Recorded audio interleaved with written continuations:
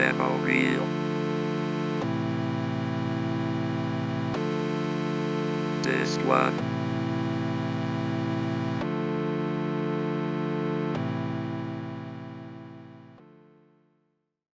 Welcome to Demoreel, a showcase of upcoming titles in the medium of electronic gaming. I'm your host, DEMENZA'S, and as always, I've hand-selected 6 of the best demos currently available to show you on today's program. So please, sit back, grab a brewski, and without further ado, let's scootaloo into the Demo Zone.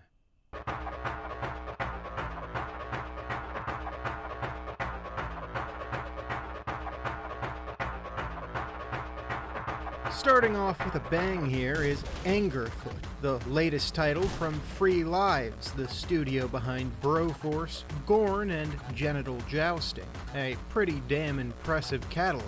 Lucky for us, Angerfoot not only keeps their streak of quality going, but I think is easily their best work yet. It's hard to really put into words, but this bad boy just feels satisfying. There's nothing quite like kicking in a door and killing everybody inside of it within a few seconds. Think of the fast-paced paranoia of something like a Hotline Miami or a Katana Zero, but in first person and, well, a whole lot more foot-focused. Tarantino would really dig this thing, if you know what I mean. Depending on how you feel about feet, I guess your mileage may vary, but in my case, I absolutely ripped through this thing. It's a real banger in the making. This demo in particular is also stacked with content right out the gate, with a whole suite of levels and a whole shoe system that works similarly to the mask system in Hotline Miami that I didn't even know about for my first playthrough, for God's sake, until I was watching a Germa stream a few days later after I played it and realized that he unlocked it. Does it worry me that Germa985 might actually be better at video games than me? Yes, very greatly in fact. However, regardless of my own gamer ability, the game itself provides me with that same feeling of pure adrenaline that shoots through your bodies during runs of Post-Void, combined with the visual aesthetic of puke and grime that oozes forth from Hotline Miami 1 and 2. Everything starts and ends within a few seconds at most, and each room is its own little unique combat puzzle to solve and try and get through in the fastest time. Each of these levels is basically, in a way, its own unique combat puzzle that you have to find the quickest possible time to clear, and I could see speedrunning being a real strong suit of this game in replays. Plus, you know, it's a game where you kick shit. I love games where you kick shit. Dark Messiah fans, rise up. This is one of the great kicky games, I'm telling you. That's an S-tier video game kick right there. Blows a guy across the room in a moment and makes contact like a wrecking ball. Good shit right here. 11 out of 13.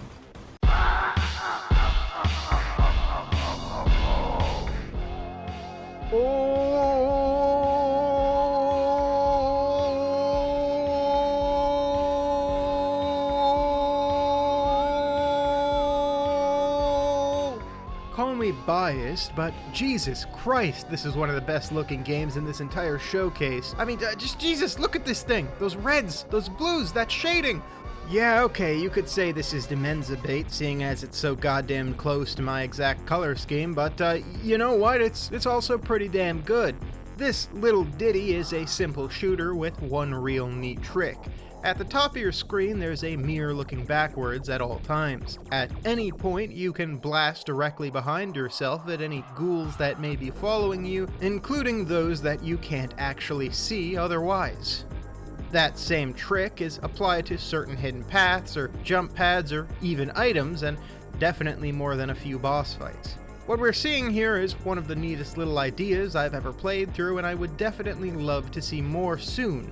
However, yeah, I wish it did use the feature a little bit more in the demo here, and I think the idea and what it does are fantastic, but the demo itself felt nowhere near long enough yet to get a full grasp of what's going on. It feels like it needs another level or two that introduce some even more technical uses of the system and show us how complex it can really get. The gameplay itself feels great. I mean, all the weapons on offer here are genuinely fantastic, and again, I do dig the layout and design of these enemies quite a lot. I especially love the enemy design in this game because it is almost impossible to make out what any of the enemies are actually supposed to be. There are some that look like spiders, and I mean they are spiders, but they just kind of look weird and goofy, and everything looks just slightly off. You know, you can't really make sense of quite anything, and I like that a lot.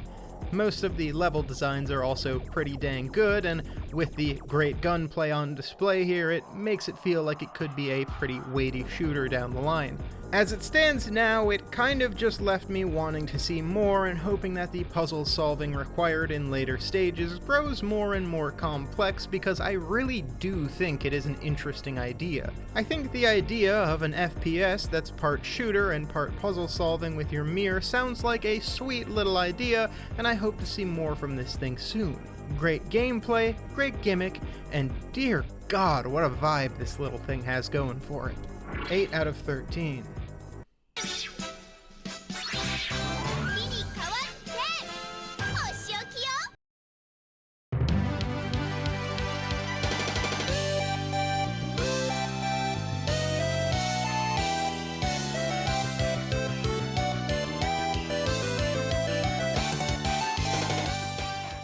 Okay, yeah, it's not exactly the type of thing you'd expect from me to see on this channel, but I like to throw you a curveball every now and then, okay? Keep you on your toes.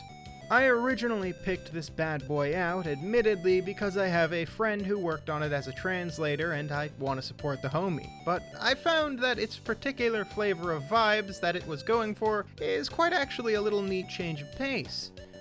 You see, there are plenty of games and media here in the US that try to ape or emulate Saturday morning cartoons, but at least for me, I've rarely come across that from the perspective of somebody who actually lived outside of the US. For example, the most obvious thing here is this clock in the corner that is present at all times.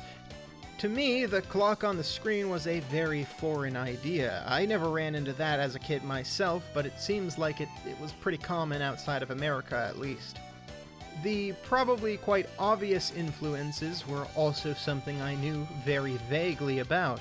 After all, magical girl shows were never exactly a thing I watched in the DEMENZA household growing up, as I did live in perhaps the most Midwestern environment imaginable. Nevertheless, there's still a certain amount of charm and familiarity that exists across these imaginary lines we call borders. These weren't my cartoons growing up, but they are somebody's. For me, I enjoyed the experience, but I know somebody who grew up with this might like it even more, which is why I wanted to mention it at all. That, and of course the fact that it actually plays pretty dang well. It's a fun little Mega Man-like side-scroller where you have summons and a cool little dance button that you can press at any time. It's very cutesy and very much a cartoon, often having these long drawn-out dialogue sections that do to some degree almost feel like you're watching a cartoon in the morning. It's all sort of goofy, all played for laughs, and everybody's a wacky little cartoon character, which I really do enjoy in this day and age.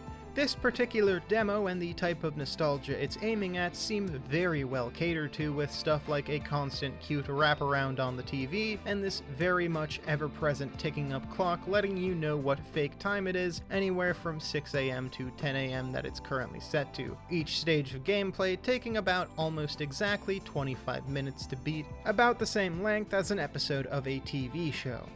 It's a real commitment to the feeling of watching cartoons as a kid, and goddamn man, I can just respect the hell out of committing to a vibe on that level. If I had to compare the game feel to anything, I would say it's similar to Mega Man 1, but it's just slightly slower and there's not as much platforming involved in the game itself. In fact, the entire experience is fairly laid back and quite chill, which is very smokable and nice on a Sunday afternoon. The gameplay doesn't really have any complexity. I mean, there's no dashes, no real combo systems, there's not even special abilities all that much, and what you do have is kind of just very simple. It's not really doing that much that's interesting, you know? However, I don't know, I still dug it, and I don't particularly need things to have complex gameplay and dashes and combos. Sometimes you just want an old dumpy platformer, you know? Great theme, great vibe, it's very kawaii desu, and it makes my heart go doki doki. 7 out of 13.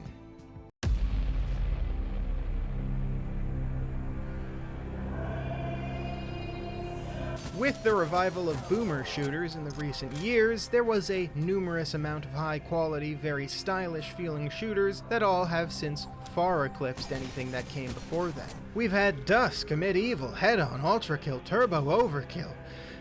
The list goes on. These are the wave right now, and goddamn I hope it continues because they blow almost everything made by a AAA studio in the last, 10 years out of the goddamn water. Yes, I do include the Doom games on that list because I don't actually particularly like them. In fact, I think they're quite bad, especially Doom Eternal. I'm sorry, Doom fans, I don't think they're very good games, and I really didn't enjoy my time with them. However, enough about my feelings on Doom. What matters here is that we look forward into the future. And with the rise of boomer shooters yet again that surpass that which came before, we have to wonder, where is there to go next?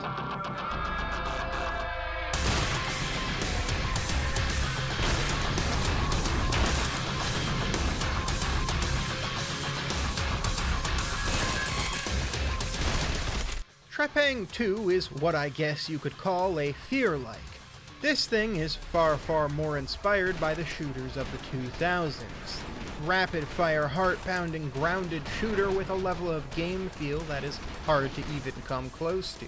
I can already tell this is about to be one of my favorite shooters in this next generation, right next to Celico, another game also striving for something similar that's been making the rounds and is fantastic. I'd include Celico in this video as well, but, well, there was already one fear-like, and Celico's been talked about by pretty much dang near anybody. It's great. You should try it out if you haven't, and definitely buy that game when it does come out. It's good, I promise. What sets Trepang apart, though, are a few things. First, the combat feels incredibly weighty and satisfying. A single shot from a shotgun at close range turns your enemies into a cloud of red mist and can detach limbs in a second, and a well-placed headshot can do the deed with a single bullet. The combat loop is easily something you could let melt away your brain for hours on end without interruption.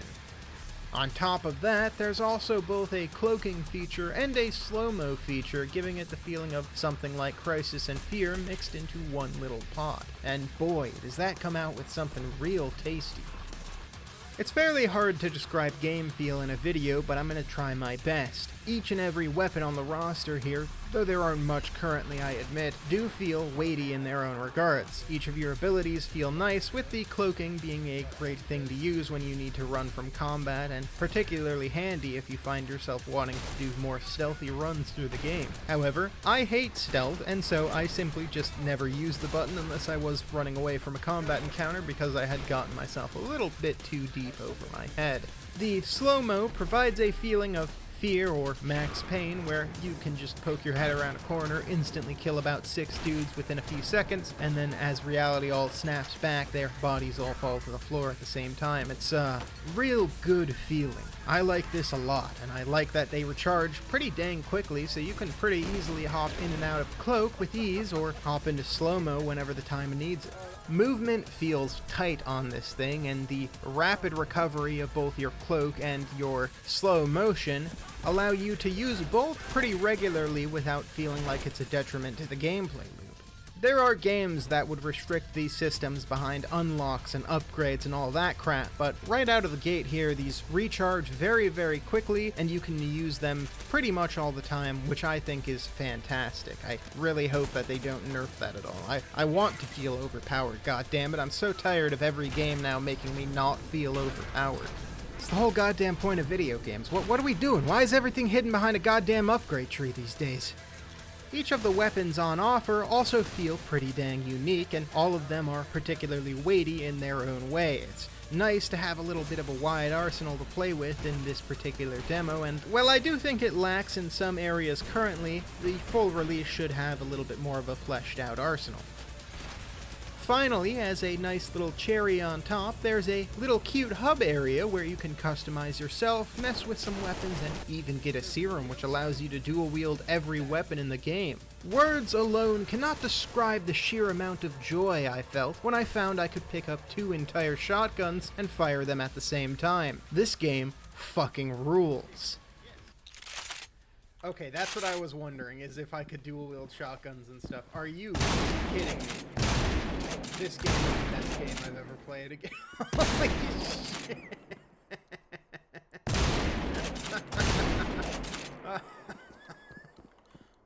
Oh, are you kidding me?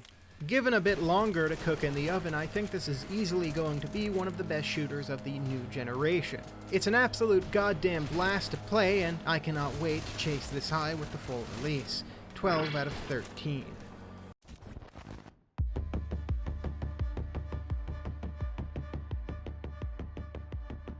If you like action brawlers, there's no need to look further. Midnight Fight Express is a solid little package that already feels exquisite, and apparently this entire thing was put together by just one person. Midnight Fight Express strives for nothing less than to be the very best 3D brawler game that exists on the market right now. The more you play the game, the more the moveset expands as you unlock tech like combos and a parry system to add even more depth. We only get about a fifth of the entire unlock tree in the demo, but what is there is a pretty solid skeleton for what could be the ultimate beat-em-up brawler experience, given the full release is just more of this experience. It's the most fun I've had with something like this since Ruiner, which I've covered on the channel before actually. It's a great game. Shout out to Ruiner. Good job, guys. Plus, the extra little added customization is definitely nice too, and once the full list of stuff here is unlocked, I could see putting together some real nice fits to kick ass in, though I didn't unlock a ton of them on my playthrough during this demo. In terms of the story here, it's fairly basic. The city is taken over by criminals, and you, or a secret sleeper agent of regard, have to be the one to retake it. The real depth lies entirely on just how tight the combat system feels when you get into the game. On a pure gameplay level, this bad boy is easily up there with the greats and seems to be made with a lot of passion for the genre. I just can't even put to words how good this thing feels. I could see replaying this thing again and again just for the sheer joy of how it feels already. I can't wait to see what this thing feels like at the highest level with all the tech in the tree unlocked. From the demo alone, you unlock stuff like combos you can perform as well as a parry system as I mentioned before, and man, it just all feels so goddamn responsive. I can't believe how tight this thing feels for real, and it's so impressive that this was just made by one person. All of this is also not even to mention that sandbox mode. Holy shit, y'all, this thing is stacked. For now, it's a bit basic, sure, as not everything is in the game, but in the full release, this sandbox is going to include every weapon, enemy type, as well as the ability to adjust stats of the AI. It's a real cherry on top of a pretty goddamn beautiful cake, in my opinion. There's nothing quite like practicing your sick new abilities against a horde of endless enemies. With everything on offer here, I genuinely believe this is going to be one of the best brawlers of the decade, and when this thing releases, I'm probably going to be playing it for quite a bit as a fan of this particular genre. It's just so responsive and tight, and man, everything just feels great. You got dodge rolls, you got parries, you got cool combos. Hell yeah. As far as I'm concerned, the only thing they need to do is just keep adding more cool shit to do in the full release, and I'll be a happy little camper. If games like this appeal to you, boy howdy, I have a feeling that this thing is gonna hit just right. 13 out of 13.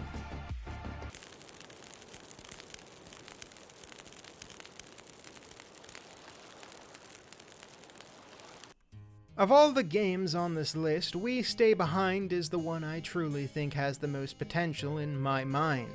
Not saying the others don't, they'll all come out and be fantastic. I feel pretty sure in saying that.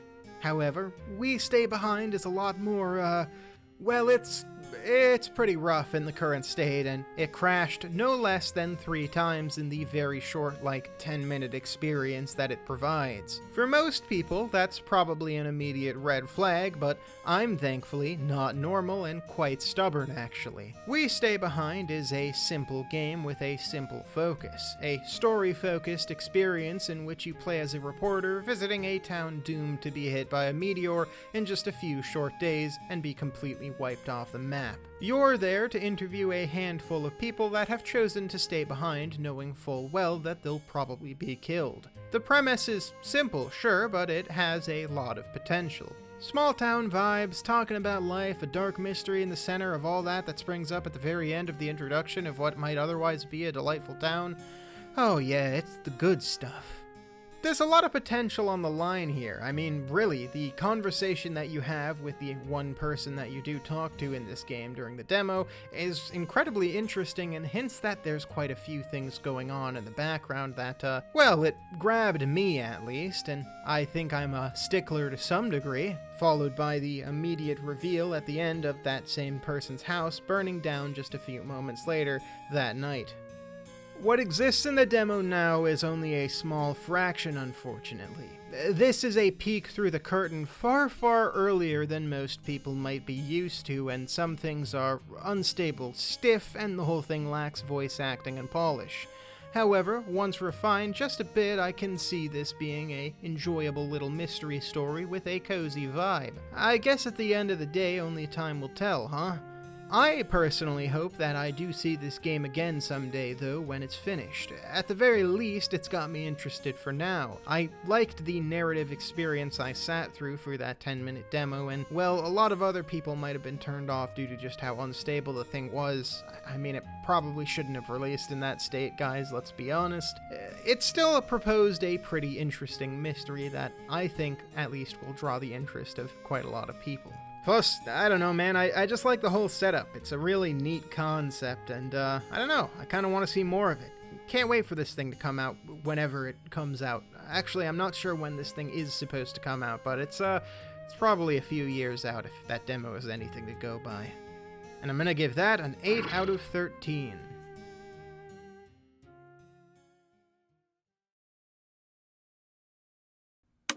Thank you for joining me today on yet another adventure into the demo zone with me, your host, Demenza'S.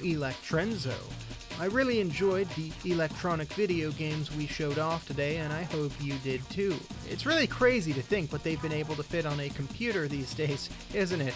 We sure have come a long way from Zork, haven't we? Well, folks, that's all for now. I hope you'll join me again next time on Demoreel.